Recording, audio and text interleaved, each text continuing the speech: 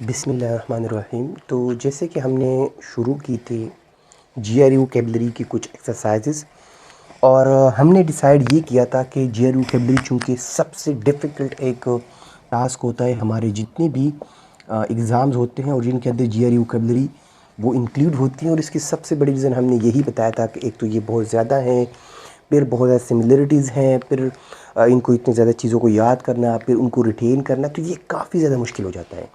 इसलिए हमने जो 1000 वर्ड निकाले थे, और फिर हमने ये मैंने कोशिश की थी कि इन 1000 वर्ड्स के अंदर जो सिमिलर वर्ड है मैं उनके ग्रुप बनाऊं, फिर उन सिमिलर वर्ड का जो रूट वर्ड है उसको आइडेंटिफाई करूं।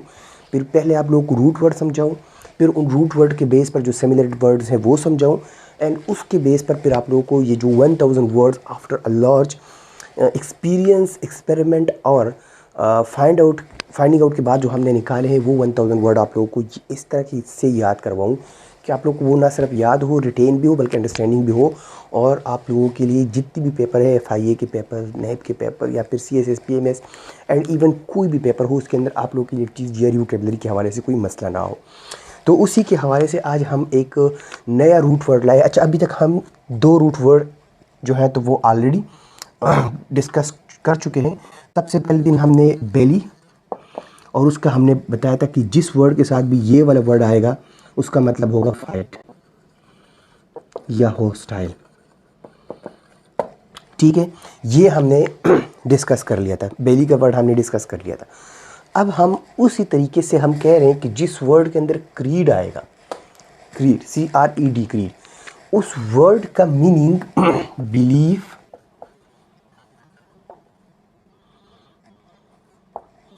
ठीक है, बिलीफ, या पे उस वर्ड का मीनिंग किसी वैल्यूज से रिलेटेड होगा। जिस वर्ड की मीनिंग में या जिस वर्ड के अंदर क्रीड, CRED, क्रीड का यानी इसका रूट वर्ड आएगा, उस वर्ड की मीनिंग बिलीफ के करीब करीब होगा या इससे मिलता जुलता होगा। अब आपके लोग के लिए आसान हो गया। अब आपने वर्ड देखा क्रेडिबल, क्रेडिबल। अब क्रेडिबल के अंदर क्रीड आया है या नहीं आया है? क्रीड को सबसे पहले हम हाँ, क्रीड आए हैं, तो इट मीन्स कि इसकी मीनिंग बिलीफ इसके साथ, बस अब आप फाइंड आउट कर सकते हो। ठीक है, तो वो चीज़ क्रेडिबल वो चीज़ होती है जिस चीज़ के ऊपर हम बिलीव कर सकते हैं। क्रेडिबल वो चीज़ होती है, हम कहते हैं ना ये चीज़ क्रेडिबल है, ये चीज़ जो है तो यकीन के लायक है, ये चीज़ जो है तो बिलीव के लायक है। तो वो चीज़ बिलीवेबल जो भी चीज़ होती है हम उसको क्रेडिबल कहते हैं। ठीक है, तो क्रीड का वर्ड आया, बिलीफ के साथ है, बस ख़त्म। उसके बाद होता है क्रेडुलस। क्रेडुलस का वर्ड ये आप लोगों ने बहुत ज़्यादा दफ़ा देखा होगा। ये वर्ड आलमोस्ट रोज़ के जितने भी न्यूज़पेपर होते हैं, आप लोग न्यूज़पेपर आज का उठाओ, डॉन का उठाओ, आप लोगों को क्रेडुलस का वर्ड कहीं ना कहीं नज़र आएगा। ख़ासकर जो आपकी बिज़नेस वाला पेज होता है उस पेज पर तो ये वर्ड मतलब परमानेंट है। ठीक है, इसके अंदर भी क्रीड आया है, तो अगर क्रीड आया है तो इसका मतलब इसका भी कुछ बिलीव के साथ रिलेटेड कोई वर्ड होगा। तो क्रेडुलस से मतलब वो वर्ड होता है to be ready to believe,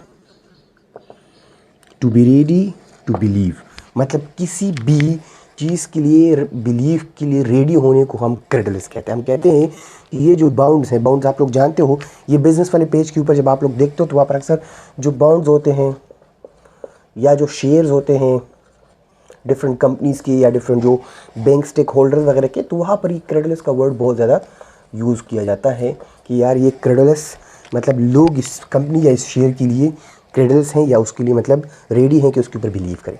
third word हमारे पास है इनक्रेडुलस। अच्छा, यहाँ पर भी क्रीड, CRED, क्रीड का रूट वर्ड आ गया। ठीक है, लेकिन यहाँ पर इसके साथ एक और रूट वर्ड आया है। अच्छा, इस रूट वर्ड को आप लोगों ने हमेशा याद रखना है, IN।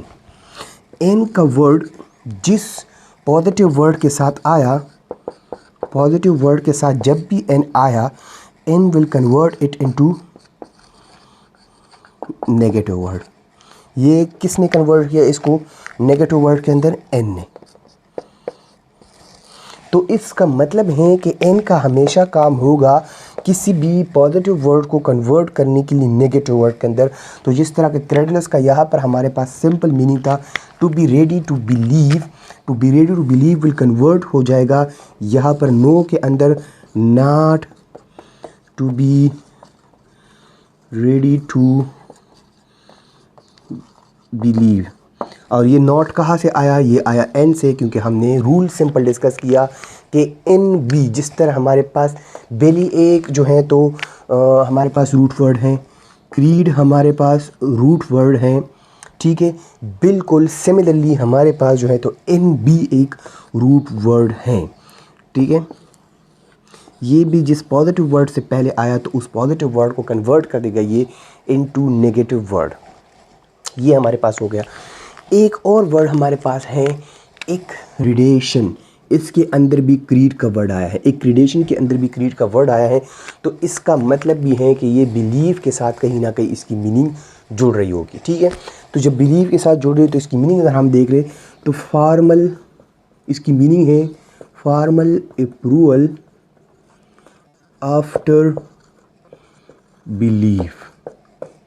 कोई भी चीज़, चाहे कोई भी चीज़ है, चाहे कोई भी हमारे पास डॉक्यूमेंटेशन है, चाहे कोई भी इजाज़तनामा है या किसी भी चीज़ की, जब हम उसको फॉर्मली अप्रूव, अब फॉर्मली हम अप्रूव कब करते हैं? जाहिर सी बात है अगर ये मैं मिटा भी दूँ, सिर्फ मैं यहाँ पर फॉर्मल अप्रूव भी लिखूँ तो फॉर्मल अप्रूवल हम किसी चीज़ को तब देते हैं जब हम उस चीज़ के अंदर 100% बिलीव होता है। तो इट मीन्स कि इसकी मीनिंग भी बिलीव के साथ जुड़ रही है and it is also having the same root word, so that's why it has the same meaning.